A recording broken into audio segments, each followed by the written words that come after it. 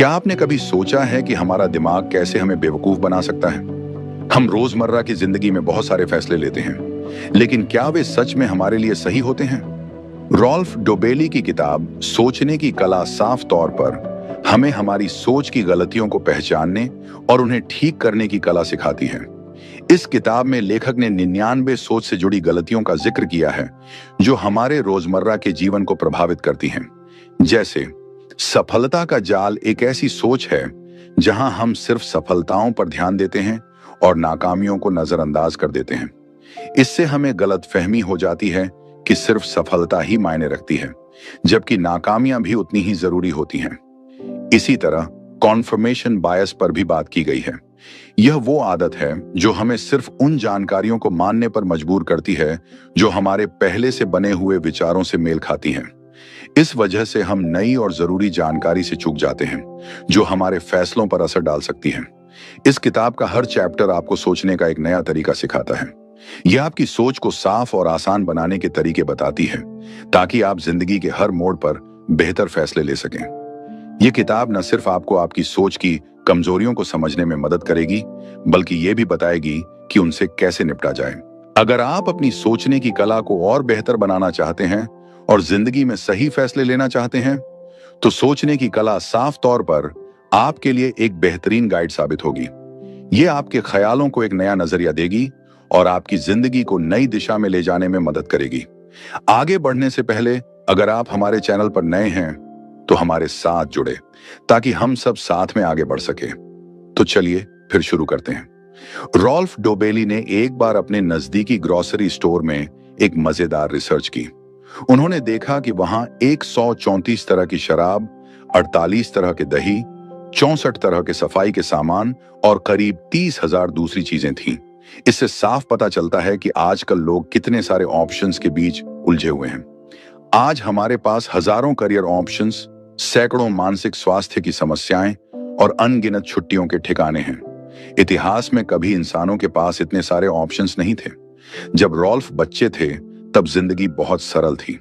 उस वक्त सिर्फ 3 तरह के दही होते थे, 2 टीवी चैनल होते थे और एक सीधा साधा टेलीफोन होता था जिसका इस्तेमाल सिर्फ कॉल करने के लिए किया जाता था। लोग उसी में खुश रहते थे। लेकिन आज जब आप किसी इलेक्ट्रॉनिक्स स्टोर जाते हैं तो आपको इतने सारे फोन ब्रांड्स, मॉडल्स और सर्विसेज मिलते हैं कि समझ नहीं आता क्या लें। ज्यादा ऑप्शंस को अब प्रगति का निशान माना जाने लगा है, पर ये ज्यादा ऑप्शंस हमेशा अच्छे नहीं होते। जब हमारे पास बहुत ज्यादा ऑप्शंस होते हैं तो ये हमारी जिंदगी को उलझा सकते हैं। इसे चॉइस का उलझाव, पैराडॉक्स ऑफ चॉइस कहा जाता है। एक मनोवैज्ञानिक बेरी श्वार्ट्ज ने अपनी किताब why the paradox of choice happens में इस बारे में लिखा है। जब हमारे पास बहुत सारे ऑप्शंस होते हैं तो हम सही फैसला नहीं कर पाते। एक सुपरमार्केट में एक बार एक एक्सपेरिमेंट हुआ। उन्होंने एक स्टॉल लगाया जहां लोग जेली के सैंपल ट्राई कर सकते थे। पहले दिन 24 तरह की जेली थी और दूसरे दिन सिर्फ 6। और क्या हुआ? पहले दिन जब 24 ऑप्शंस थे तब लोगों ने कुछ नहीं खरीदा, लेकिन दूसरे दिन जब सिर्फ 6 ऑप्शंस थे तो ज्यादा लोगों ने जेली खरीदी। ये दिखाता है कि ज्यादा ऑप्शंस हमें उलझा देते हैं। इसका एक और पहलू यह है कि ज्यादा ऑप्शंस गलत फैसले लेने का कारण बन सकते हैं। जैसे जब आप किसी कॉलेज स्टूडेंट से पूछते हैं कि वे अपने जीवन साथी में कौन सी बातें पसंद करते हैं, तो वो कहेंगे कि उन्हें दयालु और समझदार साथी चाहिए। लेकिन जब वो डेटिंग करते हैं तो क्या वाकई वो इन बातों को ध्यान में रखते हैं? पहले गांवों में किसी को उन्हीं 20 लड़कियों में से एक को चुनना होता था जिनके साथ वो बड़ा हुआ था। वे एक दूसरे के परिवारों को जानते थे तो उनका फैसला सकारात्मक गुणों पर ही होता था। आजकल लोग ऑनलाइन डेटिंग करते हैं जहां उनके पास लाखों ऑप्शंस होते हैं। इतने सारे ऑप्शंस में सही इंसान को चुनना मुश्किल हो जाता है। इसलिए ज्यादातर लोग सिर्फ शारीरिक आकर्षण पर ध्यान देते हैं। चॉइस का उलझाव एक और समस्या पैदा करता है, वह है असंतोष। मान लीजिए आप नए जूते खरीदने गए हैं।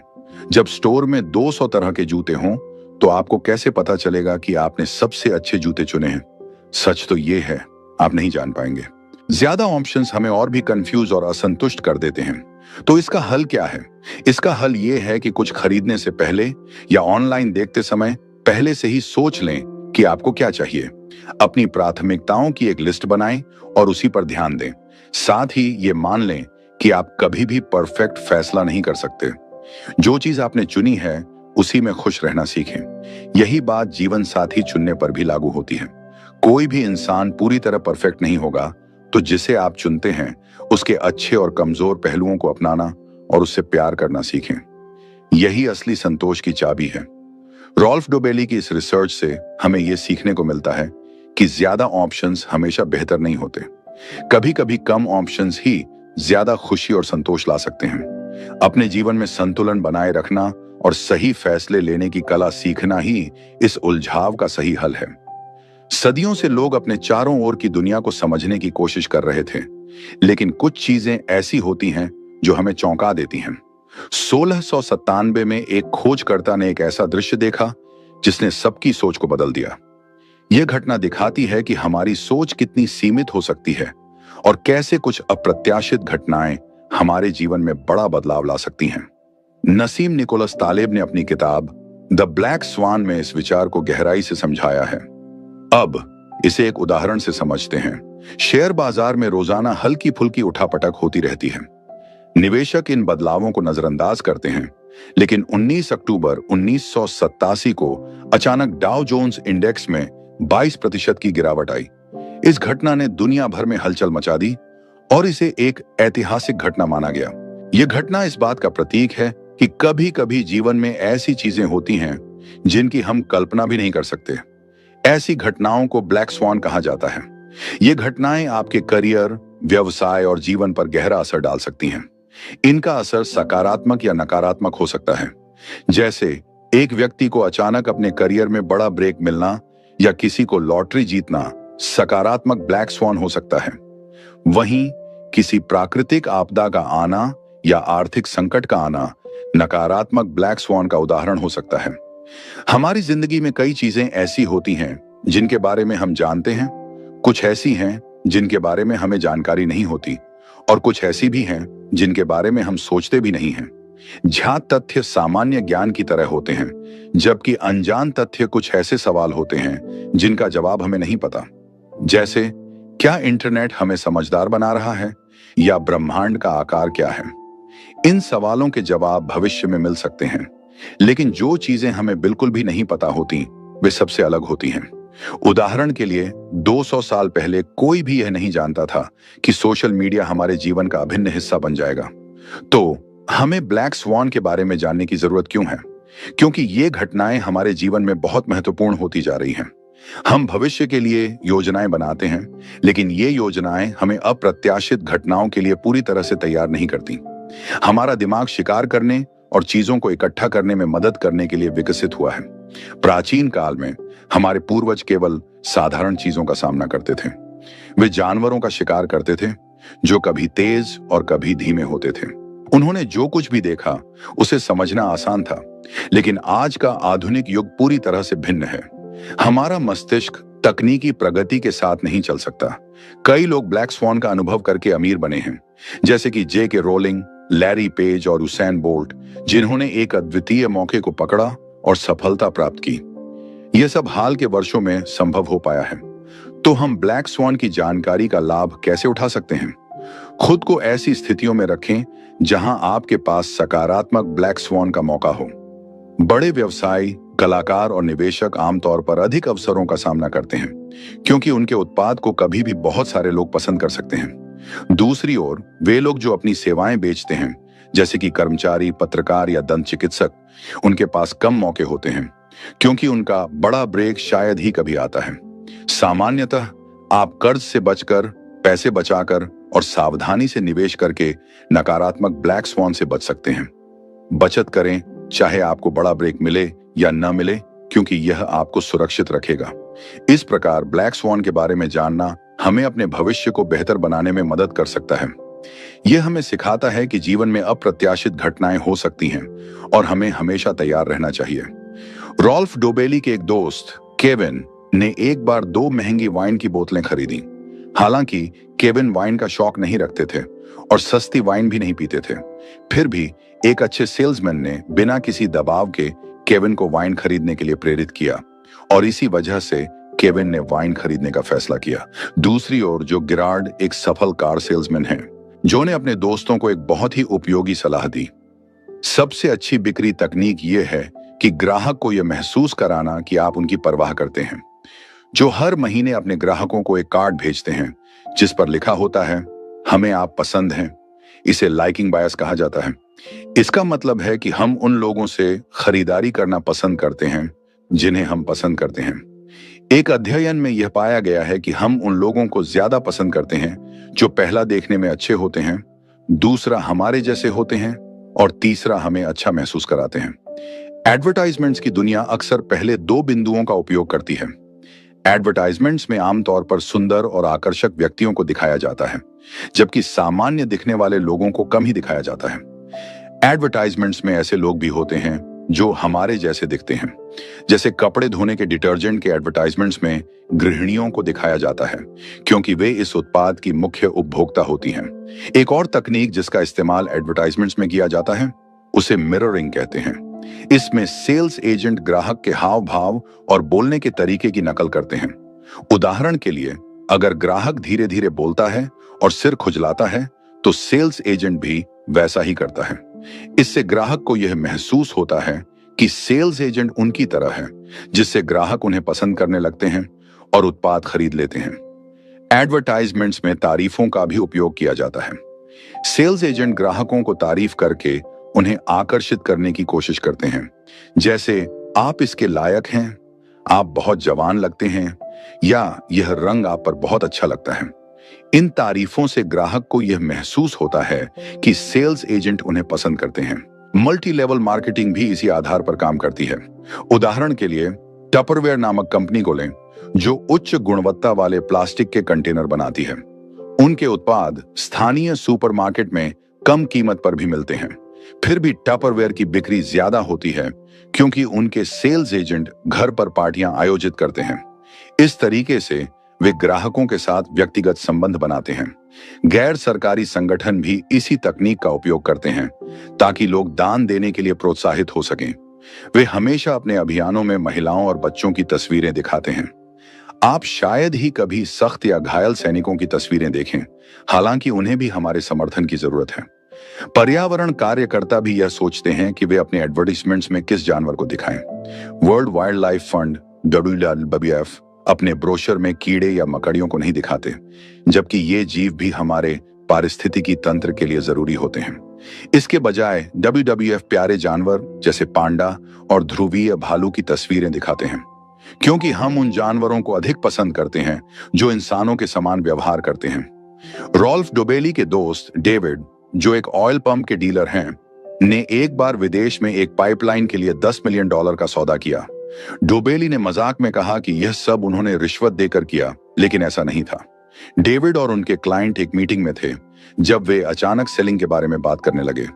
इस बातचीत ने उन्हें एहसास दिलाया कि दोनों को सेलिंग करना पसंद है और इसी वजह से क्लाइंट ने डेविड को पसंद करना शुरू कर दिया। यदि आप एक सेल्स एजेंट हैं तो अपने ग्राहक की तारीफ करें और उनके बारे में सकारात्मक सोचें।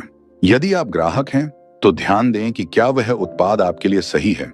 हमेशा सेल्स एजेंट पर ध्यान देने से बचें और अपने निर्णय को स्वतंत्रता से लें। इस तरह यह समझना जरूरी है कि लाइकिंग बायस का उपयोग कैसे किया जाता है और कैसे यह हमें प्रभावित करता है। हमें समझदारी से अपने फैसले लेने चाहिए और अपने खरीदारी के अनुभव को बेहतर बनाना चाहिए। सोचिए, आप एक बड़े मेले में घूम रहे हैं। अचानक आप देखते हैं कि बहुत सारे लोग एक ही दिशा में तेजी से जा रहे हैं। आपकी उत्सुकता बढ़ती है और आप भी उनके पीछे चल पड़ते हैं, यह देखने की आखिर वहां क्या हो रहा है। इसे हम सोशल प्रूफ कहते हैं। जब आप वहां पहुंचते हैं तो देखते हैं कि एक जादूगर अपने मजेदार करतब दिखा रहा है। कोई एक व्यक्ति ताली बजाना शुरू करता है और धीरे धीरे सब लोग भी ताली बजाने लगते हैं, आप भी। यह भी सोशल प्रूफ का एक उदाहरण है। मेले के खत्म होने के बाद जब आप अपना सामान लेने जाते हैं तो देखते हैं कि कुछ लोग स्टाफ को टिप दे रहे हैं, जबकि यह सेवा तो पहले से ही आपके टिकट में शामिल थी। लेकिन क्योंकि दूसरे लोग ऐसा कर रहे हैं, आप भी उनकी देखा देखी टिप देने का फैसला कर लेते हैं। इसे ही भेड़ चाल कहते हैं, जब लोग बिना सोचे समझे दूसरों का अनुसरण करते हैं और मानते हैं कि वही सही है। जब बहुत से लोग कुछ करते हैं या किसी बात को मानते हैं तो हमें भी वह सही लगने लगता है। फैशन, खाने पीने की चीजें और ट्रेंड्स में सोशल प्रूफ का बड़ा हाथ होता है। लेकिन इसके कुछ बुरे असर भी होते हैं, जैसे जब लोग शेयर बाजार में घबराकर बेच देते हैं या किसी गलत विचारधारा में फंसकर नुकसान कर बैठते हैं। 1950 में मशहूर मनोवैज्ञानिक सोलोमन एश ने एक दिलचस्प प्रयोग किया। इसमें लोगों को 4 रेखाएं दिखाई गईं और पूछा गया कि कौन सी रेखा एक मूल रेखा के बराबर है। जब व्यक्ति अकेला होता था तो वो हमेशा सही जवाब देता था, लेकिन जब उसे 5 लोगों के साथ रखा गया जिन्होंने जानबूझकर गलत जवाब दिया, तो उस व्यक्ति ने भी 33% समय गलत जवाब दिया, क्योंकि वह उन लोगों के दबाव में आ गया था। सोशल प्रूफ का हम पर इतना असर क्यों होता है? इसका कारण हमारे पूर्वजों से जुड़ा है। हजारों साल पहले जब आप अपने समूह के साथ शिकार पर होते और सब अचानक भागने लगते, तो आप क्या करते? क्या आप सोचते कि क्या हुआ? नहीं, आप भी उनके पीछे दौड़ते, क्योंकि उस समय जो लोग भीड़ का अनुसरण नहीं करते थे वे शायद ही बचते। इसलिए हम उन्हीं लोगों के वंशज हैं जिन्होंने दूसरों की नकल की और जिंदा रहे। इसीलिए सोशल प्रूफ हमारे अंदर गहराई तक बसा हुआ है। आज भी हम इसका इस्तेमाल करते हैं, भले ही इससे हमें नुकसान हो। बिजनेस, सरकारें और नेता इसका फायदा उठाते हैं। जैसे कॉमेडी शोज में पहले से रिकॉर्ड की गई हंसी सुनाई जाती है ताकि आप भी हंसें। सोशल प्रूफ का एक और बड़ा उदाहरण 1943 में नाजी प्रचार मंत्री जोसेफ गोएबल्स का भाषण है। उस समय जर्मनी युद्ध हार रहा था और गोएबल्स ने जनता से समर्थन मांगा। उन्होंने पूछा, क्या आप एक बड़ा और खतरनाक युद्ध चाहते हैं? और भीड़ जोर जोर से चीखने लगी। अगर गोएबल्स ने अलग अलग लोगों से यही सवाल किया होता तो शायद कोई भी इस विचार को नहीं मानता। इसलिए किसी की बातों को मानने से पहले खुद सोचें, अपनी जानकारी और तजुर्बे से सही और गलत का फैसला करें, अपने विचार खुद बनाएं और सिर्फ भीड़ का हिस्सा न बने। एक बार 1981 में मैक्स प्लैंक को फिजिक्स के लिए नोबेल पुरस्कार मिला। वह जर्मनी के कई शहरों का दौरा कर रहे थे जहां वे क्वांटम मैकेनिक्स पर अपने विचार साझा करते थे। उनके हर लेक्चर का विषय वही होता था। धीरे धीरे उनके ड्राइवर ने उनके लेक्चर को पूरी तरह से याद कर लिया। एक दिन ड्राइवर ने कहा, प्रोफेसर, क्या आपको बोरियत नहीं होती? इस बार म्यूनिक में क्यों ना मैं आपकी जगह लेक्चर दूं? आप मेरी टोपी पहनकर दर्शकों में बैठ जाइए। प्लैंक ने इस विचार को स्वीकार कर लिया। उस शाम ड्राइवर ने म्यूनिक में क्वांटम पर एक लंबा लेक्चर दिया और किसी ने भी यह नहीं पहचाना कि वह असली प्लैंक नहीं थे। जब एक प्रोफेसर ने सवाल पूछा तो ड्राइवर ने चतुराई से कहा, मुझे नहीं लगता कि म्यूनिक जैसे शहर में कोई व्यक्ति इतना साधारण सवाल पूछेगा। इसके लिए मेरा ड्राइवर सबसे बेहतर जवाब देगा। और प्रोफेसर को पता नहीं था कि प्लैंक वास्तव में उसी जगह बैठे थे। ज्ञान की 2 श्रेणियां होती हैं। पहला, असली ज्ञान, जिसे वे लोग प्राप्त करते हैं जो किसी विषय पर गहराई से अध्ययन करते हैं। दूसरा, ड्राइवर का ज्ञान है, जो तब होता है जब कोई व्यक्ति केवल दूसरों को इंप्रेस करने के लिए थोड़ी जानकारी रखता है। शॉफर नॉलेज वाले लोग अच्छे कपड़े पहनकर और आकर्षक तरीके से बात करते हैं, लेकिन उनकी जानकारी सीमित होती है। उनका बोलने का तरीका ऐसा होता है जैसे वे किसी स्क्रिप्ट को पढ़ रहे हों। हम अक्सर शॉफर नॉलेज के जाल में फंस जाते हैं, जैसे न्यूज एंकर और जर्नलिस्ट। न्यूज एंकर ऐसे व्यक्ति लगते हैं जो विषय पर गहरी जानकारी रखते हैं, लेकिन दरअसल वे बस एक तैयार स्क्रिप्ट पढ़ रहे होते हैं। वे पैनल चर्चा आयोजित करते हैं, लेकिन खुद को विषय की पूरी जानकारी नहीं होती। कुछ पत्रकार असली ज्ञान के मालिक होते हैं। वे वर्षों की मेहनत और रिसर्च के बाद विषय की गहराई को समझने की कोशिश करते हैं, लेकिन कुछ अन्य पत्रकार अभी भी शॉफर नॉलेज के दायरे में रहते हैं। वे गूगल से जानकारी लेते हैं और सुन सुनकर लेख लिखते हैं। उनकी रिपोर्ट अक्सर पक्षपाती और संक्षिप्त होती है, क्योंकि उनके पास असली ज्ञान की कमी होती है। इसीलिए शॉफर नॉलेज के प्रभाव से बचने के लिए सतर्क रहना बेहद जरूरी है। असली विशेषज्ञ और ढोंगी के बीच का अंतर यह है कि विशेषज्ञ अपनी सीमाओं को पहचानते हैं। जब उनसे कोई सवाल पूछा जाता है जिसका उन्हें जवाब नहीं पता, तो वे ईमानदारी से कहते हैं, मुझे नहीं पता। जबकि ढोंगी अपनी कमी को छिपाने के लिए बात को गोल गोल घुमाते हैं या जटिल शब्दों का इस्तेमाल करते हैं। इस तरह हमें हमेशा सतर्क रहना चाहिए ताकि हम असली ज्ञान और दिखावटी ज्ञान के बीच का फर्क समझ सकें और सही जानकारी को पहचान सकें। एक शाम लेखक रॉल्फ डोबेली और उनकी पत्नी एक थिएटर में फिल्म देखने गए। फिल्म के बीच में रॉल्फ ने कहा कि उन्हें घर लौट जाना चाहिए क्योंकि फिल्म में कोई दिलचस्पी नहीं थी, लेकिन पत्नी ने उन्हें याद दिलाया कि उन्होंने $30 का टिकट खरीदा है जिसे बर्बाद नहीं करना चाहिए। रॉल्फ ने कहा, वे पैसे अब हमारे पास नहीं हैं, हम पहले ही खर्च कर चुके हैं, इसलिए यह मायने नहीं रखता कि हम फिल्म देखते हैं या नहीं। उनकी पत्नी ने उन्हें अजीब नजरों से देखा, जैसे वह कोई अजीब बात कर रहे हों। अंत में पत्नी की बात मानकर रॉल्फ को फिल्म देखनी पड़ी। अगली सुबह रॉल्फ एक मार्केटिंग मीटिंग में गए। उनका एक विज्ञापन अभियान जो 4 महीने पहले शुरू हुआ था, अब तक कोई अच्छा नतीजा नहीं दे रहा था। रॉल्फ उन लोगों में से थे जो इस अभियान को बंद करना चाहते थे, लेकिन विज्ञापन प्रबंधक ने कहा कि उन्होंने पहले ही बहुत सारा पैसा लगाया है। अगर उन्होंने इसे रोका तो उनका सारा पैसा बर्बाद हो जाएगा। यहां वह संकट खर्च फैलेसी के जाल में फंस गए। रॉल्फ का एक दोस्त था जो एक खराब रिश्ते में था। उसकी साथी बार बार उसे धोखा देती, फिर लौटती और माफी मांगती। दोस्त ने बताया कि उसने इस रिश्ते में बहुत कुछ दिया है, इसलिए उसे छोड़ना आसान नहीं था। संक कॉस्ट फैलेसी तब होती है जब हम किसी चीज में बहुत सारा समय, मेहनत, पैसा या भावनाएं लगाते हैं। यह हमें उस चीज में फंसे रहने के लिए मजबूर करती है, भले ही हम पहले ही बहुत कुछ खो चुके हों। जैसे जैसे हम निवेश करते जाते हैं, उस चीज को जारी रखने की इच्छा भी बढ़ती जाती है। निवेशक अक्सर इस गलती के शिकार होते हैं। जब वे स्टॉक्स खरीदते हैं तो वे सिर्फ स्टॉक की मौजूदा कीमत देखते हैं, लेकिन उन्हें भविष्य की कीमत का भी ध्यान रखना चाहिए। यदि स्टॉक अब अच्छा प्रदर्शन नहीं कर रहा है तो उसे बेचना बेहतर होता है और अच्छे विकल्पों की तलाश करनी चाहिए।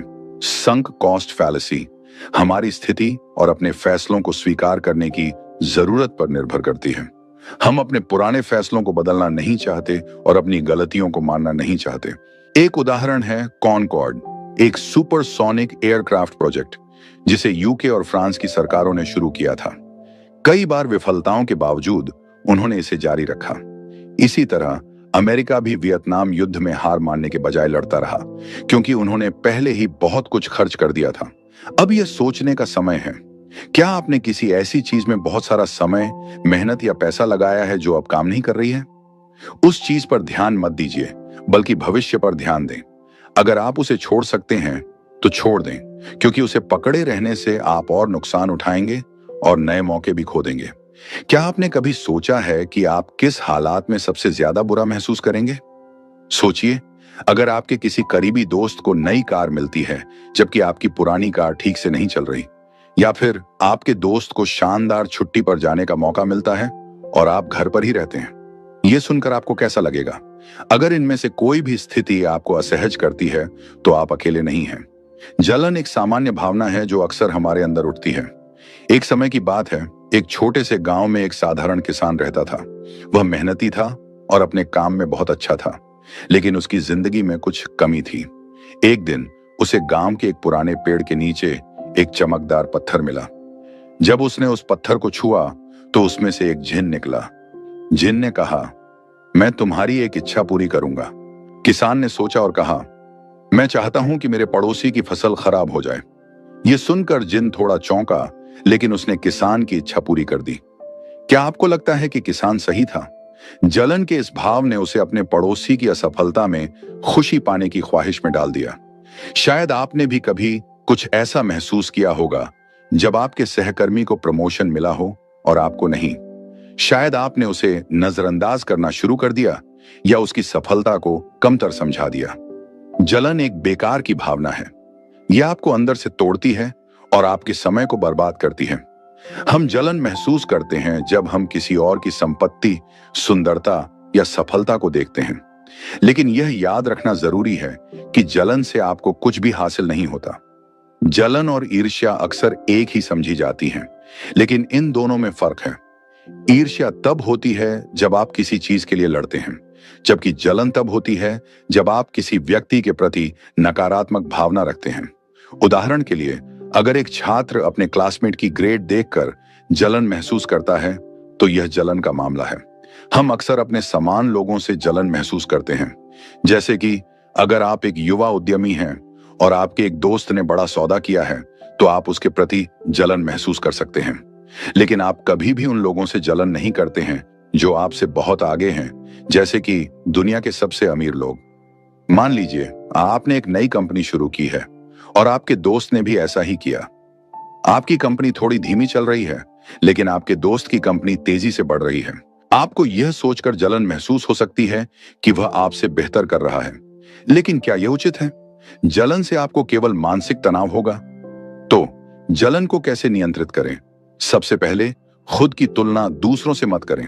आपकी यात्रा अलग है और आपकी सफलता का पैमाना भी। दूसरी बात, अपनी क्षमताओं को पहचानें। एक ऐसा क्षेत्र खोजें जिसमें आप सबसे अच्छे हैं और उस पर काम करें। जलन की भावना हमारे पूर्वजों से भी जुड़ी हुई है।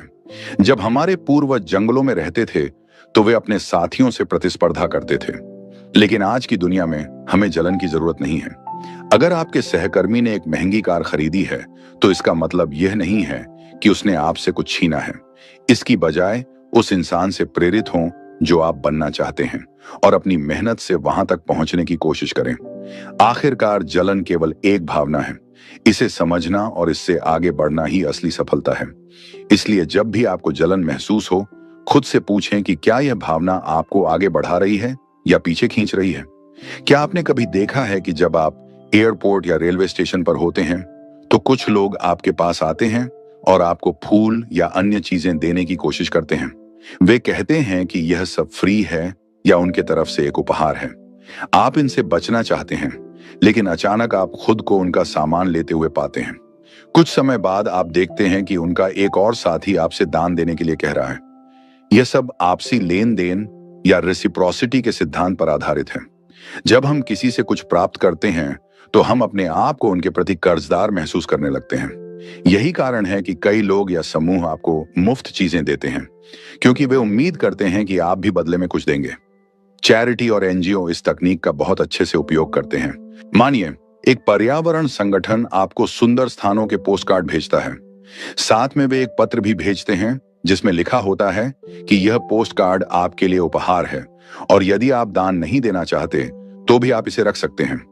आप भले ही जानें कि यह उनकी योजना है, लेकिन फिर भी आप उसे फेंकने का मन नहीं कर पाते। यहाँ एक और उदाहरण है। एक सेल्स एजेंट आपको अपने प्रोग्राम में मुफ्त में बुलाता है। वह आपको आश्वासन देता है कि आपको उसकी चीजें खरीदने के लिए कोई दबाव नहीं है, लेकिन उसकी बातों के कारण आपको लगता है कि आपको कुछ ना कुछ खरीदना चाहिए। वह आपको ऐसा महसूस कराता है जैसे आप उसके कर्जदार हैं। यह तकनीक प्राचीन काल से चली आ रही है। हमारे पूर्वजों ने भी इसे अपने जीवन में अपनाया था। उन दिनों यह सुनिश्चित नहीं था कि उन्हें रोज खाना मिलेगा या नहीं। सोचिए, अगर आप एक बड़े हिरण का शिकार करते हैं और उसे अकेले नहीं खा सकते, तो आप उसका कुछ हिस्सा अपने साथियों के साथ बांटते हैं। अगली बार जब आपके साथी कोई बड़ा जानवर पकड़ते हैं तो वे भी आपको उसका हिस्सा देंगे। रेसिप्रोसिटी न सिर्फ जीवित रहने का तरीका है, बल्कि यह हमारे बीच सहयोग और मदद करने का एक साधन भी है।